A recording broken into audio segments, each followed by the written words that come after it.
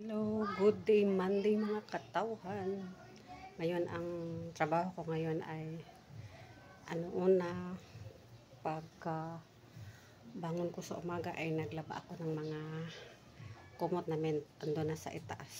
Naisampay ko na, tapos ngayon nagsalang naman ako sa mga damit ni Mother. Ayan, nasa sa washing machine. Tapos after nag-arrange naman ako sa mga plants ko dito. Ayan, tapos nag-trim ako, kinuha ko yung mga dry na dahon. Ayan, oh. Ayan, ito. Galing to doon sa bintana, doon sa hallway. Doon. Tapos transfer ko dito. Ayan. Tapos yung dito, kinuha ko, at saka nilagay ko doon. Ayan. Yan ang nilabhan kong sapatos ni Dad at saka ni Bonsai.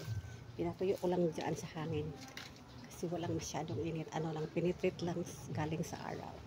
Ayan. Narins ko yun doon. Tapos ayan. Yung washing ko, damit ni Mother yan, nakasalang pa. May ano pa, oh. Dalawang salangan yung damit ni Mother kasi madami.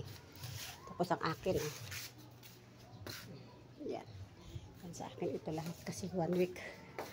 Tapos nag-ano ako sa baba, nag-trim ako sa baliti plants kasi yung doon sa gilid ng living room namin, ito yung sa may ref banda sa kanto, kinuha ko doon. Tapos baliti na plant, ayan, ipakita ko sa inyo. I-trim ko muna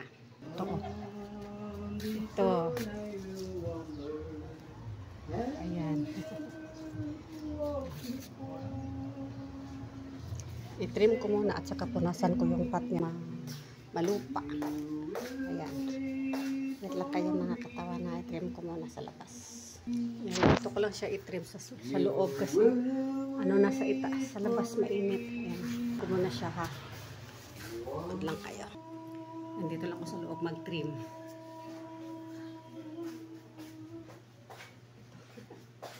Triman ko siya. Kunin ko to. Ayan. So, wala man siyang gamit. Wala siyang gamit.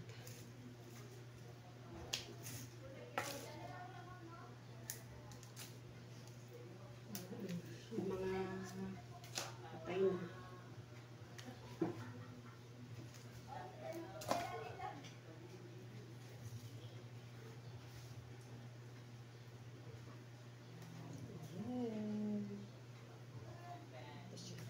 Baliti plant to isa.